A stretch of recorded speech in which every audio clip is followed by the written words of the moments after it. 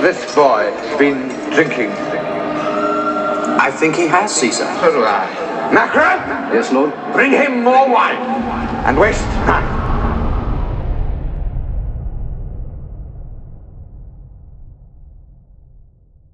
Hi y'all, welcome to the third episode of the Daemoness Guitars video log. In this episode, I was initially planning to do some demonstrations of some luthiery techniques, but as it happens, at the moment, I've been making this big batch of 20 guitars, 20 customs. I've got another 12 guitars at my lacquer at the moment, so I've got a lot of work that I've been doing, and I've wanted to sort of focus on this without the distraction of putting a video together. But in the next cycle, I'm going to go over some luthiery techniques and actually show you some of the sort of specialist techniques and approaches that I use to make really high quality gear.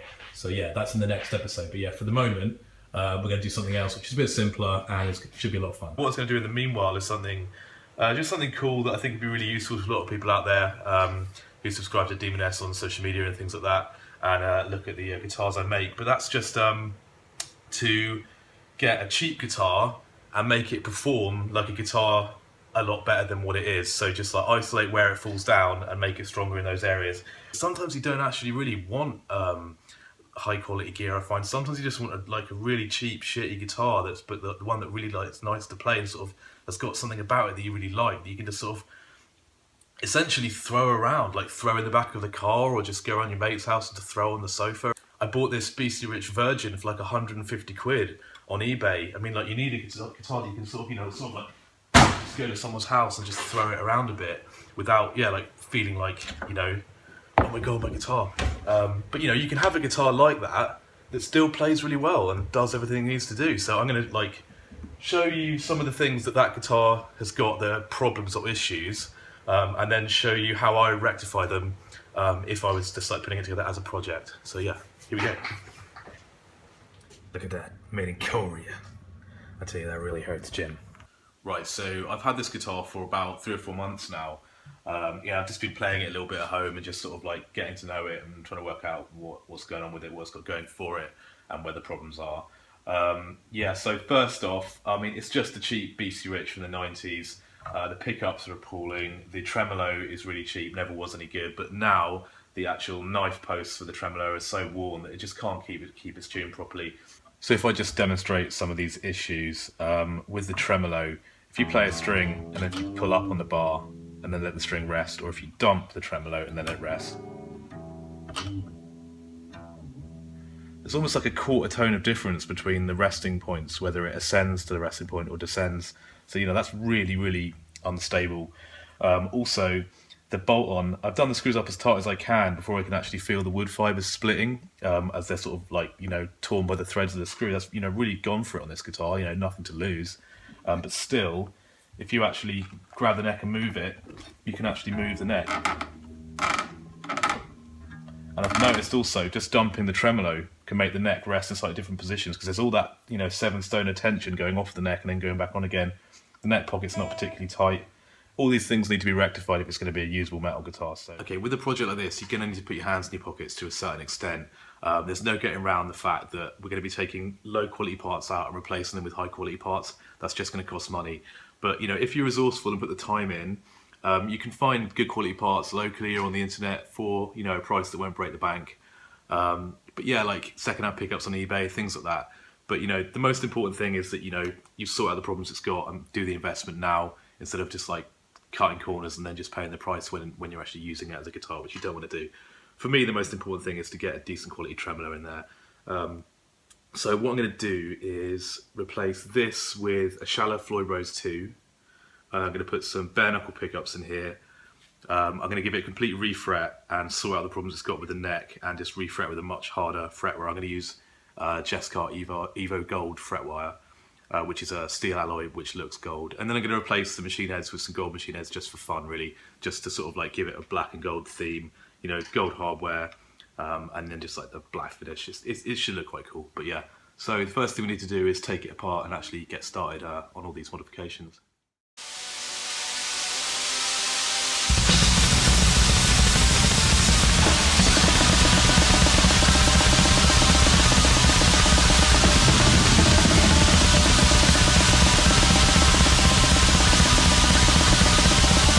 Okay, so that's all disassembled now. I didn't like the look of any of the electronics when I was opening up the electronics cavity, so I just pulled all that out. I'm going to start again with that and put in some high quality parts like CTS parts and things like that. But the first thing I'm going to do to the actual structure of the guitar is make a much more solid join between the neck and the body. And I'm going to do that using these bolts which go into a stud which screws directly into the wood. So you can tighten up really tight, and if you tighten up too much, all it's going to do is make the stud force its way further into the wood, but it's not going to do any damage. It'll just result in a really solid join. First thing to do is to drill out the old holes from the old neck screws and do some new holes that are big enough to accept the new stud and bolt. It's really important when you do this to make sure you don't waver. You've got to go 90 degrees straight down into the neck wood. So I'm getting it mounted in a little metal working vice there that holds it stable. These are the actual studs. These are actually designed, I think, for furniture or structures made out of softwood. They've got a big gnarly thread on their stud. If you drill this straight into the actual wood, I think it's highly likely you're going to split it. So what I've done is I've oversized the holes that the stud's going into ever so slightly, just so it's not putting that much strain on the timber. It's best to just get up close and personal with this. Just take it really slowly and just wind it in, trying to keep it perfectly level. The thing is, as you screw it in, the thread on the stud is going to be trying to find the path of least resistance between the rings of the wood. Like, you know, the early wood and late wood are harder, the late wood's harder, things like that. So it doesn't want to go straight down, but you just need to keep fighting it. If it starts to go off, just back it out a little bit, re-establish level and go again. And I'm also going to use this, which is a wood-based epoxy, and screw them in with a bit of that. And what that's going to do, it's a glue that doesn't shrink. So essentially it's just sort of like setting it in there, holding everything together nicely, making sure there's no voids, and basically making it into a solid structure that's going to be a lot more dependable.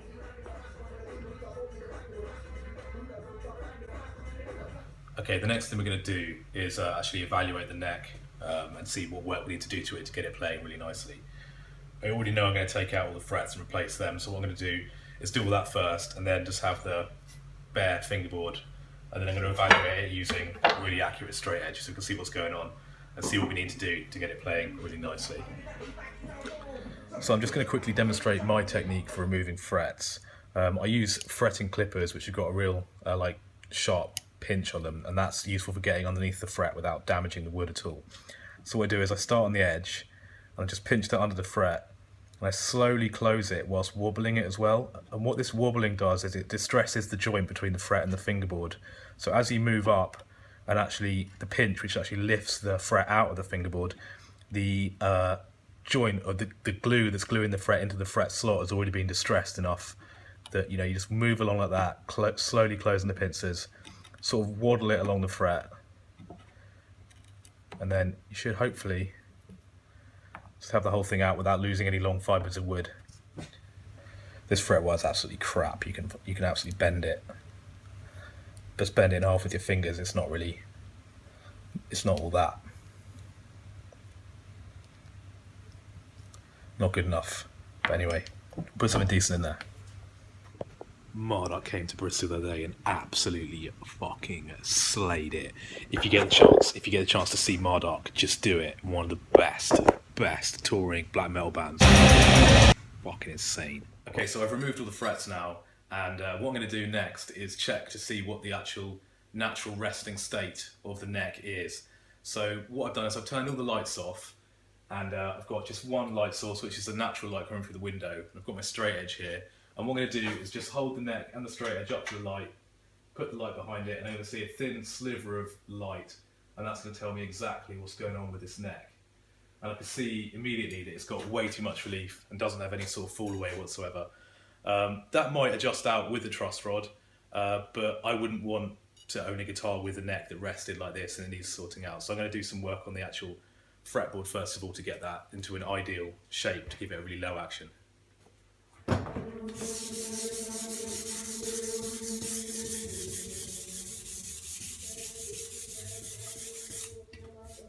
Now I'm just going up through the grades of sandpaper to take out the big scratches from the 60 grit block that I used to make the changes to the fingerboard.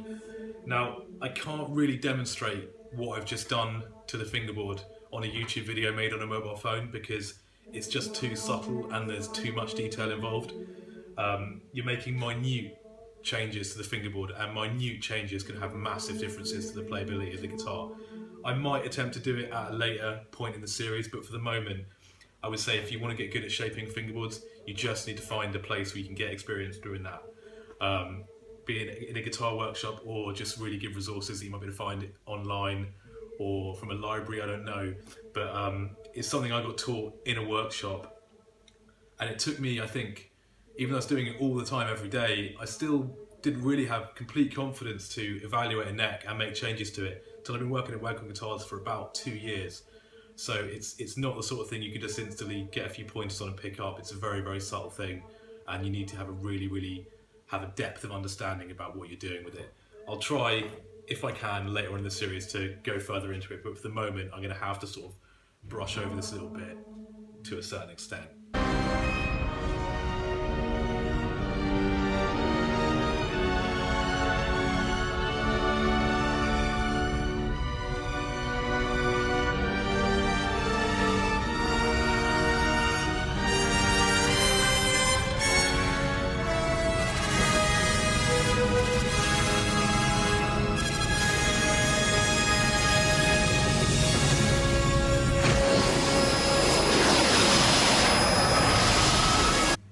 So, a couple of weeks later, the season has now changed. It's winter time.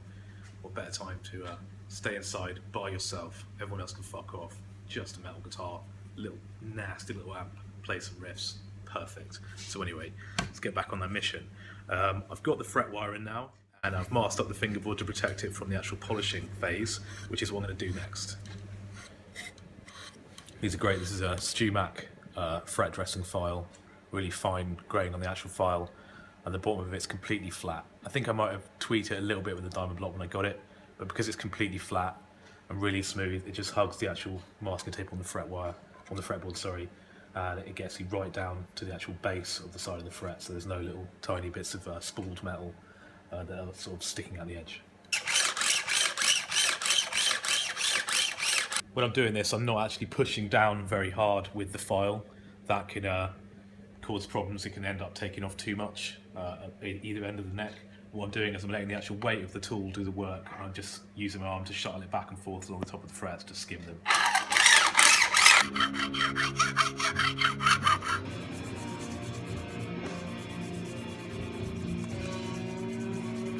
When it comes to actually polishing the frets, I'm actually starting off with these abrasive rubbers that you can get from Tone Tech. So that's actual particles of abrasive embedded in rubber.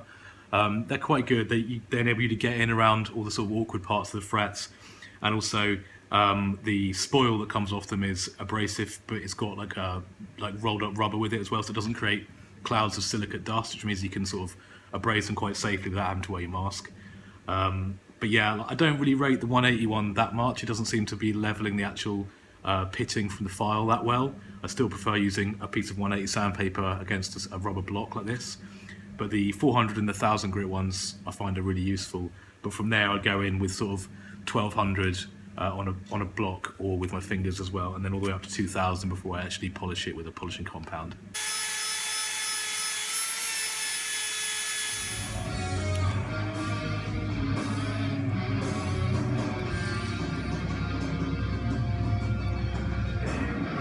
So, got my refretted neck, all looking nice, looking forward to playing this. As I say, with this guitar we're just going to break it down into individual sections, see how we can improve those individual sections, put it all back together again, and yeah, I'm really confident we're going to have a really, really nice playing guitar. So the next stage is to put these machine heads on it. Okay, I've got my new machine heads on the headstock now. That's the next sorted really. I'm going to put that to the side.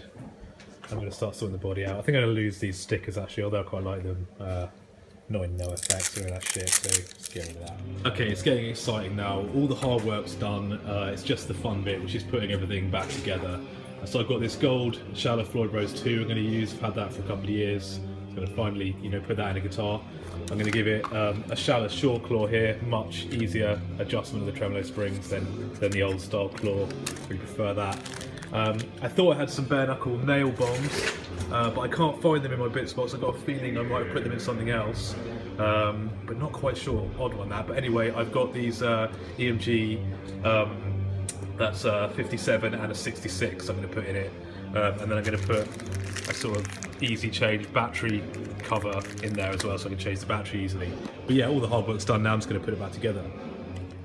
The control cavity looks like it's shielded with conductive paint, but it's sort of discontinuous and it's put on in a bit of a haphazard way. It looks really thin, and if I try and get an actual current through it, I can't find anywhere to actually get a current. So what I'm going to do, instead of asking too many questions about what that is, I'm going to lag the whole control cavity with copper foil.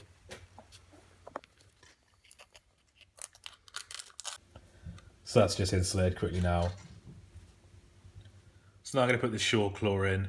Just goes in there in the spring cavity, and these two screws go down through the superstructure and they drill into the wood that's between the two humbuckers. I usually trim the screws down a little bit because they're only about, on this thickness of guitar, they'd only be about 2 mil away from the front, and I don't want there to be any like weird things happening. Screw pushing up from underneath could like bubble the finish or something like that. It's not enough to go through, but I just got to take a little bit of length off the screw. Right, so there's the Shore claw with the screw going through. I've just busted a bit off the end. Don't worry about tapering it or anything like that. It will still go into the wood fine. And then I've got a small brad point bit that I really like that I've marked that distance on. Now, I've never drilled all the way through a guitar by accident, but still every time I prepare properly. So yeah, just make sure you drill bits marked properly because it's going to be down inside the spring cavity and it can be a little bit difficult to see. And you just want to get that distance and that depth of that hole just right. I'm going to get rid of this foam as well. This is just a toothbrush with white spirit on it, and the white spirit is soaking into the foam and melting all the glue, so it's a lot easier to get it out without damaging the finish. Right, here's the old stuff. Let's see what we're going to keep. I don't think we're going to keep hardly any of it. Really, we're going to need that. Not going to need that. Not going to need that. Don't want any of this. I'll keep the old knob. Don't need those electronics. How did that get in there? Definitely need that. Cool, so those are the only original parts we're going to be using. All the rest of that stuff's going to go in the bin, really. I mean, like, stock PC Rich pickups from the early 90s are not really going to be doing anybody any favours. And I'm going to put a brand new 3-way Les Paul style switch in. Let's put that.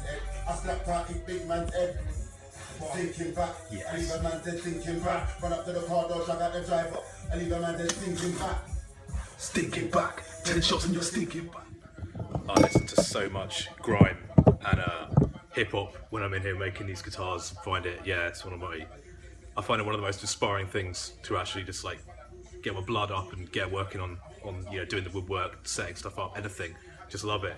I think a lot of people are into metal, are into hip hop, but I think they're quite dismissive of grime. I think there's still a big schism between hip hop and grime.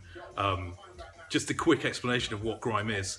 In the late 90s, 2000s, like American hip hop became this sort of pretty much like this sort of pantomime of wealth. It was all just cars and girls and just all this fucking blinging shit. And in the UK, especially, like London, the Midlands, stuff like that, the rappers there were just like, this doesn't represent where we're coming from at all. So they're out of the sort of roots of jungle and drum and bass, things like that. They formed grime developed. And yeah, I think it's just one of the most like perfect rapping styles ever. And this is real heavy music. I love lots of different types of heavy music, and grime is a really, really important one. But yeah, things like crews like Sludem Mafia, Chronic, they're rapping from Sludem Mafia.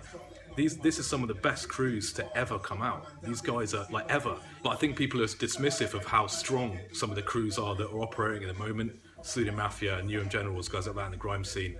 Boy better know, one of the best things to happen in fucking years was Skepta fucking winning the Mercury Music Prize. But yeah, I just say, if you like heavy music, not just metal, seriously get into grime because there's so much going on there. Right, so we've done all the work now. It's just a case of putting it back together, and these are the parts that actually made the cut that I'm going to be using.